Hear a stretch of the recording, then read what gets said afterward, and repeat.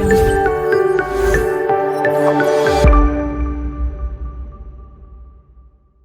To express general truths ఏంటి? To express general truths. ఎప్పుడైతే మనం జనరల్ ట్రూత్స్ని చెప్తాం అలాంటప్పుడు కూడా మనము సింపుల్ ప్రెజెంట్ టెన్స్ని యూజ్ చేయాలి. జనరల్ ట్రూత్స్ కానీ యూనివర్సల్ ట్రూత్స్ కానీ.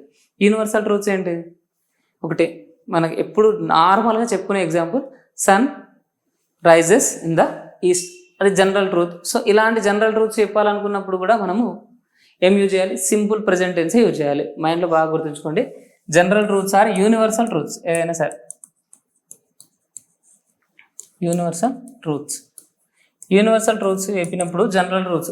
జనరల్ ట్రూత్స్ అంటే ఏంటి? ఇప్పుడు ఐస్ని హీట్ చేస్తే మెల్ట్ అయిపోద్ది.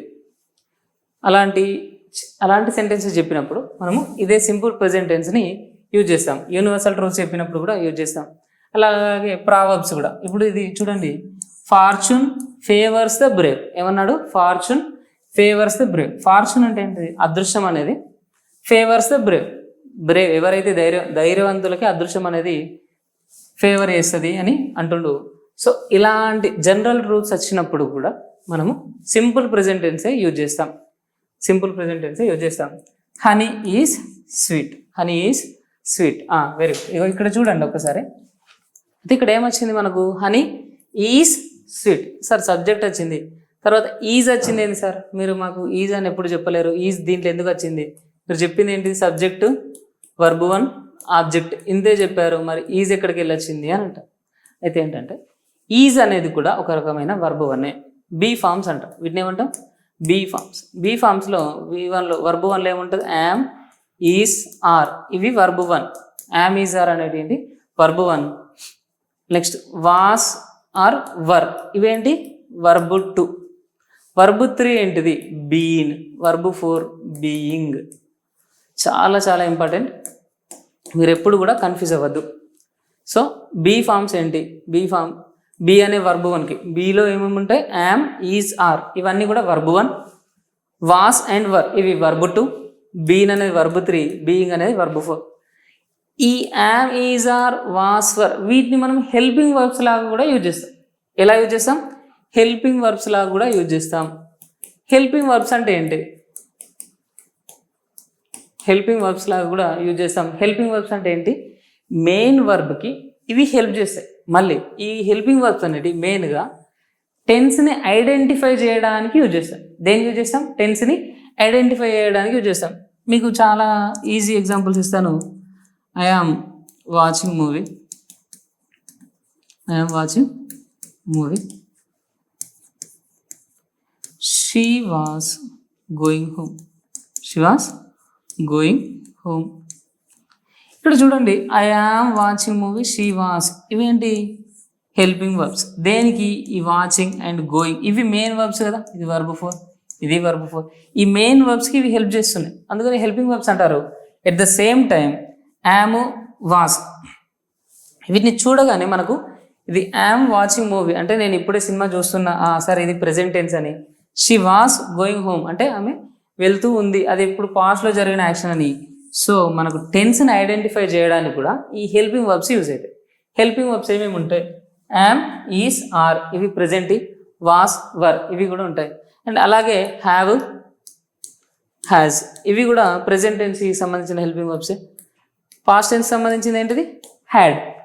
సో వీటిని యూజ్ చేసి ఒక్కొక్కసారి ఏంటంటే ఇవి హెల్పింగ్ వర్బ్ లాగా యూజ్ అవుతాయి, కొన్ని టైమ్స్లో ఇవే వర్బ్ లాగా కూడా యూజ్ అవుతాయి. ఇప్పుడు చూడండి, హనీ ఈజ్ స్వీట్. హనీ అనేది స్వీట్గా ఉంటుందని చెప్తుండు. సో ఇక్కడ ఇది హెల్పింగ్ వర్బ్ కాదు, ఇది ఒక రకంగా మెయిన్ వర్బ్ అన్నట్టు. హనీ ఈజ్ స్వీట్, హనీ తీయగా ఉంటుంది. నిజానికి వీటి మీనింగ్ ఏంటి? యామ్, ఈజ్, ఆర్, వాస్, వర్ వీటి మీనింగ్ ఏంటి అంటే ఉండడం అన్న మీనింగ్ తోటి యూజ్ చేస్తాం. ఏం మీనింగ్ తోటి యూజ్ చేస్తాం? ఉండడం. యామ్, ఈజ్, ఆర్ ఉండడం. I am in room. I am in room అంటే నేను రూమ్లో ఉన్నాను. హీ ఈజ్ ఇన్ గ్రౌండ్ అతను గ్రౌండ్లో ఉన్నాడు. దే ఆర్ ఇన్ థియేటర్ వాళ్ళు థియేటర్లో ఉన్నారు. ఇలా యూజ్ చేస్తాం. ఓకేనా?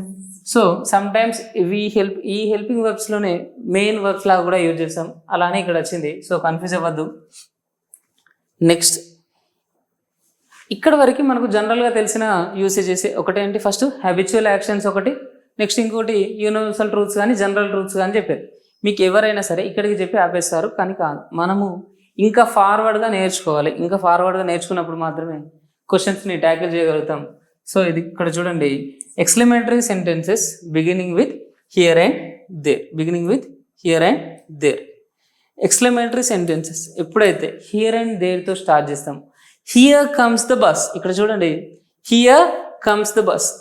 ఈ ఎక్స్క్లమేటరీ సెంటెన్స్, ఇక్కడ ఎక్స్క్లమేటరీ మార్కు రాలేదు చూసుకోండి.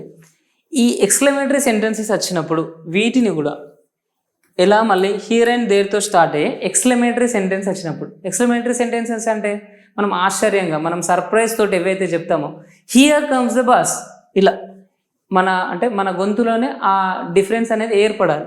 దేర్ షీ గోస్, ఇప్పుడు మనం ఏదైనా ఈవెంట్కి వచ్చినప్పుడు దేర్ షీ కమ్స్ ఇలా అంటారు కదా, ఆమె వస్తుంది చూడండి అన్నట్టు గట్టిగా అరుస్తారు కదా. ఇప్పుడు ఎవరైనా సెలబ్రిటీని ఇన్వైట్ చేస్తారు, ఆమె వస్తుంది, దేర్ షీ కమ్స్ ఇలా లౌడ్గా చెప్తూ ఎక్స్క్లెయిమ్ చేస్తాం కదా.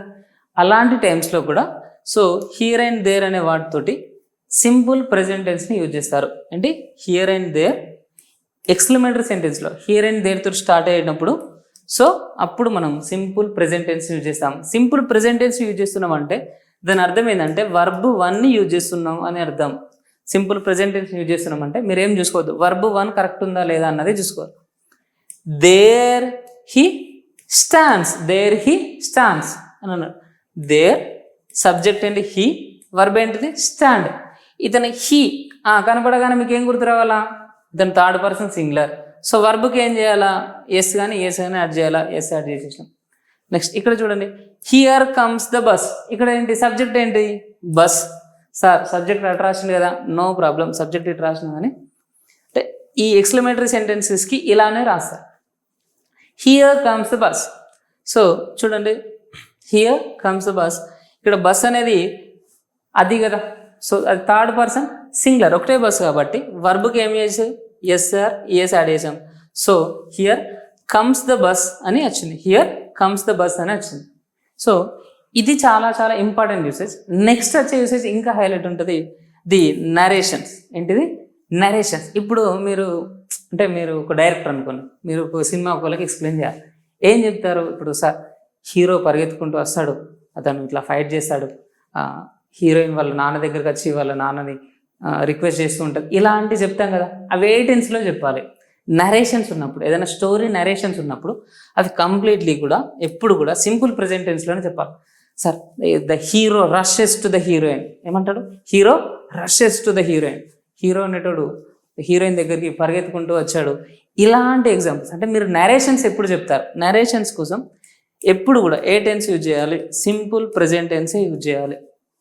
చూడండి ఇక్కడ hero rushes to his father, hero rushes to his father. Subject ఏంటిది హీరో, సబ్జెక్ట్ తర్వాత ఏం రావాలి వర్బ్ 1. హీరో అతని హీరో థర్డ్ పర్సన్ సింగులర్, మీకు సబ్జెక్ట్ చూడగానే అదేంటన్నా అర్థం కావాలి, థర్డ్ పర్సన్ సింగులర్ కాబట్టి. సో వర్బ్ ఏంటిది రష్, రష్ అంటే పరిగెత్తుతున్నాం కదా. సో రష్కి ఈఎస్ యాడ్ చేసాం. మనం ఏం చేస్తాం, థర్డ్ పర్సన్ సింగులర్ వచ్చినప్పుడు వర్బ్కి ఎస్ఆర్ఏఎస్ యాడ్ చేసాం. Hero rushes to his father, వాళ్ళ ఫాదర్ దగ్గరికి హీరో పరిగెత్తుకుంటూ వెళ్ళాడు, ఇలా చేశాడు అలా చేస్తాడు. ఇప్పుడు ఇట్లా అలా చెప్తాం కదా. నరేషన్స్ చెప్పినప్పుడు మెయిన్గా మనం యూజ్ చేయాల్సిన సెంటెన్స్ ఏంటి, టెన్స్ ఏంటి సింపుల్ ప్రెజెంట్. ఇంకొకటి ఎగ్జాంపుల్ ఇచ్చాడు చూడు, villains jumps out of the plane. ఏం చేసినట అప్పుడు అంటే ఇట్లా సీన్ ఎక్స్ప్లెయిన్ చేస్తాం కదా. సో ఈ టైంలో విలన్ ప్లేన్ నుంచి జంప్ చేస్తారు, villain jumps out of the plane. So ఇలాంటి నరేషన్ చెప్పినప్పుడు చూడండి, ఇక్కడ villain subject, villain third person ఎవరు, మళ్ళీ విలన్ ఒక్కడే ఉన్నాడు, విలన్స్ అన్నాడా లేదు, విలన్ ఒక్కడే అన్నాడు, థర్డ్ పర్సన్ సింగులర్. సో ఏం చేయాలా, నెక్స్ట్ వచ్చే వర్బ్కి ఆటోమేటిక్గా ఎస్ఆర్ఈఎస్ యాడ్ చేయాలి. జంప్ అనే వర్డ్ జంప్ చేయడం, సో దానికి ఎస్ యాడ్ చేసినాం, villain jumps out of the plane, out of the plane అంటే ప్లేన్ నుండి బయటకు జంప్ చేశారు. సో ఇలా అన్నట్టు మనకు మెయిన్ యూసేజెస్లో one of the main usages narration. So narration తర్వాత మెయిన్ యూసేజెస్ ఏంటి,